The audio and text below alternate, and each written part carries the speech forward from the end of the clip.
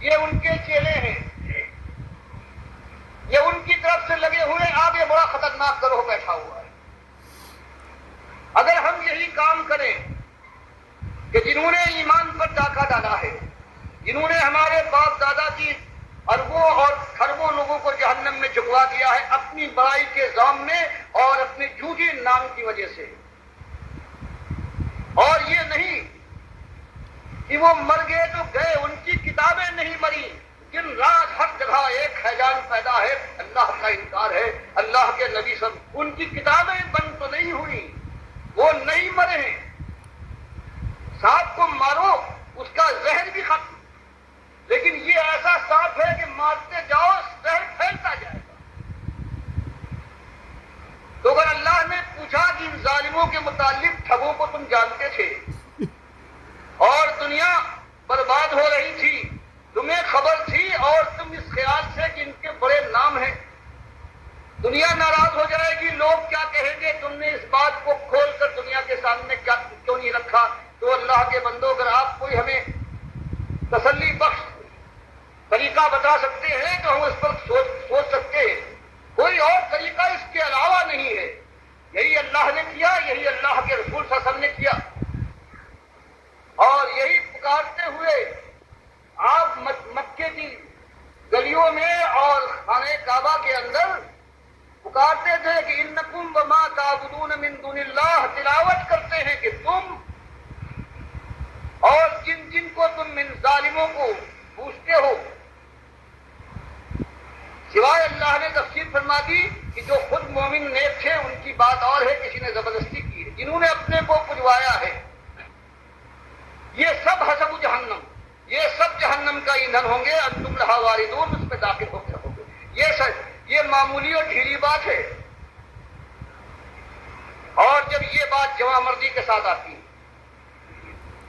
اس کے بعد کہیں صحیح معنوں میں انسان کھٹکتا ہے، کان کھڑے کرتا ہے، سوچنے پر مجبور ہوتا ہے، اور پھر چونکہ یہ حق ہے بے شک پھر اس کو قبول کرنے والا بن سکتا ہے، اس کے علاوہ کوئی اور راستہ نہیں ہے۔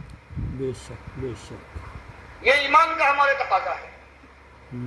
اسی لیے کہا گیا تھا کہ بدا اسلام غریبا وسیعود کما بدا، اسلام جب آیا تھا آخر وہ بھی کہتے تھے کہ ہم حضرت ابراہیم کے ماننے والے ہیں، ایماندار ہیں، نبی صاحب نے ان کے ایمان کے چیچے اڑا دیے، تم ایماندار نہیں، اس لیے کہ ابراہیم ہمارا پیغمبر ما کان من المشرکین، تم مشرک ہو، وہ مشرک نہیں تھا۔ یہی جا کر مدینے میں ہجرت کے بعد یہی بات ان کے سامنے کھول کر رکھی گئی، تب یہ آشوب برپا ہوا ہے، زلزلے آئے ہیں، اور پھر وہ ساری تاریخ جو آپ کے سامنے ہے وہ دہرائی گئی ہے، اور اس کے بعد پھر کئی لوگ سمجھے ہیں، دماغ کھلے ہیں، اپنے مالک کی اصلی عزت کو پہچانا ہے، اور پھر کہیں راستہ لوگوں کی نگاہوں کے سامنے آیا ہے اور پھر چلے ہیں، پھر اللہ کے وعدے پورے ہوئے ہیں۔ آج اگر اس طرح سے، اگر دوگنے پن کے ساتھ، اگر اللہ کے ساتھ اللہ کے انکار کرنے والے طاغوت کا بھی آپ نے خیال کیا تو اللہ کے دوہرے قدم پڑیں گے۔ ایک تو آپ جانتے ہیں،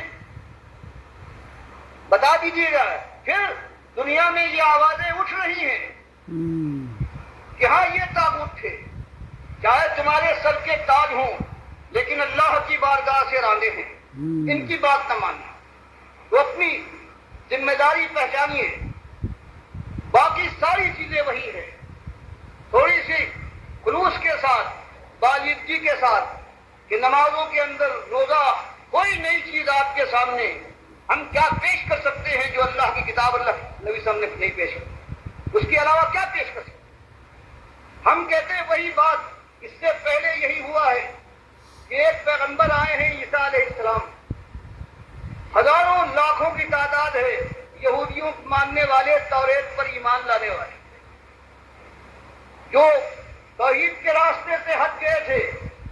جب انہوں نے آ کر یہ بات پیش کی ہے تو ایک نبی کے ساتھ کیا کیا ہے دنیا والوں نے، کتاب کے ماننے وہ کہتے ہیں کہ بھائی میں انکار کر میں نہیں آیا. میں توریت کا مصدق ہوں. جو تم نے اپنی طرف سے اس میں ملا لیا ہے اس کا میں انکاری ہوں. یہی ہمیں کرنا ہے بے شک انشاءاللہ. کہ قرآن و حدیث میں کون کس کی ہمت ہے ایک معمولی چیز کا کوئی فرق کر سکے اور وہ کافر ہونے سے کیسے بچ سکتا ہے. ہم تو صرف ادھر اس کے گھروں میں آگ لگی, اس کے شہر یوں اجڑے, اس کی آبرو کے کفن تار تار ہو گئے, لیکن پھر ہمت جواب دیتی ہے کہ فلاں سے کی طرف دیکھو, کیونکہ وہ ایمان کی مردانگی کہاں ہے. مالک کا کہنا یہ ہے کہ ہم ان کے ساتھ ہیں جو ہماری بات کہیں اور جم جائیں. انشاءاللہ. ہم اپنے رسولوں کے ساتھ ہیں, ہم مومنین کے ساتھ ہیں. یہ روش پیدا کیجئے, دنیا کے اندر غریب اور پردیسی بن جائیے. لڑائی جھگڑے کو نہیں کہتا, ہمدردی ہو. دنیا والوں سے آگ کی طرف جا رہے ہیں, ان کو آگ سے بچانے کی کوشش کرنا ہے. انشاءاللہ. لیکن وہ تعلقات, وہ محبت اور دوستی کے انداز, وہ شرمندگی کی بات پہ کہو دوست سے کہیں برا نہ مان جائے. لوگ بہت اچھا سمجھتے ہیں اگر توحید کی بات اور شرک کا ذکر چھوڑو گے تو مشکل پیدا ہو جائے گی. یہ نامردی ہے. اس نامردی کو نکال کر پھر اللہ اپنے مالک کے وقار کو پہچان کر کسی سے بلا وجہ حق کے خلاف کوئی بات نہیں کہنا. لیکن اللہ کی بندگی میں یہ جرأت عزت نفس تو ہونا چاہیے کہ بڑا سا بڑا رشتے دنیا کو اللہ کے راستے سے ہٹایا ہے, اللہ کی بات کا انکار کیا ہے, صاف اعلان کر دو کہ میں اس کا بندہ نہیں اپنے مالک کا بندہ ہوں. یہ ایک بات ہے انتہائی سخت, یہ کڑی اور مشکل بات ہے. اس کی درخواست کرتا ہوں, یہ بات اسی لیے سوچ سمجھ کر اس راستے میں اس کو آنا ہے. بہرحال یہ بات کبھی برداشت نہیں کی ہے کسی قوم نے, لیکن اللہ کا اس سے وعدہ ہے کہ جب بھی آئے وہ, جب خیر آئے اس کے انداز سے آئے گا, اس کے علاوہ کوئی انداز نہیں. بے شک بے شک. جب تک ایمان کو بالکل صاف نہ کر دیا جائے گا